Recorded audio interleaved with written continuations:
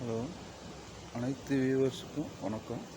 அனைத்து திருமண அன்பர்களுக்கும் திருமண வாழ்த்துக்கள். அனைத்து பிறந்தநாள் கொண்டாடும் அன்பர்களுக்கும் பிறந்தநாள் வாழ்த்துக்கள்.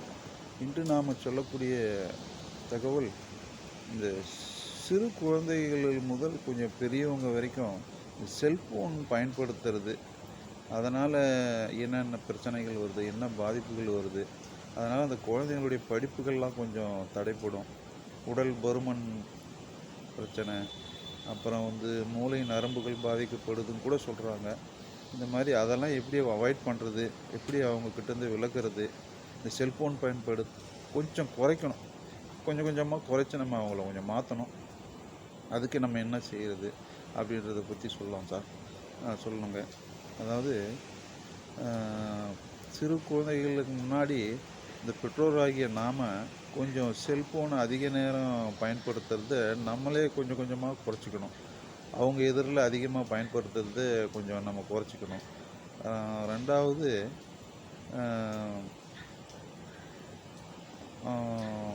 அவங்களுக்கு பிடிச்ச விளையாட்டுகள், இப்போ ஸ்கூல்லேருந்து வந்த உடனே காலையில் எழுந்தவுடன் படிப்பு, மாலை முழுவதும் விளையாட்டுன்னு சொன்ன மாதிரி, இப்போ ஸ்கூல் முடித்து வராங்கன்னா அவங்களுக்கு ஏதாவது ஒரு சைக்கிள் ஓட்டுறதுக்கோ, இல்லை அவங்களுக்கு பிடிச்ச ஒரு விளையாட்டு, டென்னிஸோ இல்லை பேட்மிண்டனோ இல்லை கிரிக்கெட்டோ, ஏதாவது ஒரு அந்த ஆர்வத்தை அவங்களுக்கு மேலும் ஊக்கப்படுத்தி அந்த விளையாட்டில் ஆர்வத்தை செலுத்தி அதை போய் செய்ப்பா, அந்த விளையாட்டை விளையாடுப்பா, அதுக்கப்புறம் படிப்பா.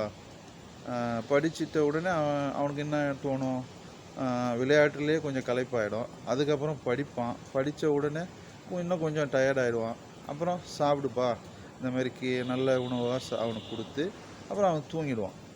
இப்படியே அந்த சிறு பிள்ளைகளை இந்த செல்ஃபோன்லேருந்து கொஞ்சம் அவாய்ட் பண்ணிடலாம். அதுக்கப்புறம் அவங்களுக்கு பிடிச்ச புத்தகங்கள் வாசிக்கிறது. அப்புறம் நாம் விடுமுறை நாட்களில் அவங்க கூட வெளியில் பீச்சோ இல்லை மகாபலிபுரமோ இந்த மாதிரி ஒரு அனுபவம் அவங்களுக்கு ஏற்படக்கூடிய ஒரு இடங்களுக்கெல்லாம் அழைச்சின்னு போயிட்டு அவங்களுக்கு ஒரு அனுபவத்தை கொடுக்கலாம். இப்படி அந்த செல்ஃபோன்லேருந்து அவங்கள கொஞ்சம் விளக்கலாம். ஒரு நாளைக்கு ஒரு மணி நேரம் பார்க்குற மாதிரி அவங்கள கொண்டு வந்துடணும். இப்படியே பண்ணாங்கன்னா இந்த உடல் பருமன் வராதுன்னு சொல்கிறாங்க.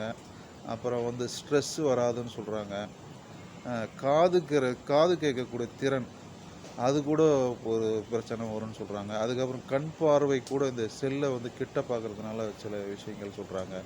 இந்த மாதிரிலாம் சிறு குழந்தைங்கள கொஞ்சம் நம்ம அவங்கள பாதுகாக்கலாம். அதுக்காக இந்த செல்ஃபோன்லேருந்து கொஞ்சம் அவங்கள கொஞ்சம் விலகி இந்த மாதிரி பழக்க வழக்கங்களை ஏற்படுத்தினோம்னா அவங்க வாழ்க்கை நல்லாயிருக்கும். அதுக்கான தகவல் தான் இது. அனைத்து வியூவர்ஸுக்கும் நன்றி. அனைத்து வியூவர்ஸும் சப்ஸ்கிரைப் பண்ணுங்கள், லைக் பண்ணுங்கள். Thank you sir. தேங்க்யூ.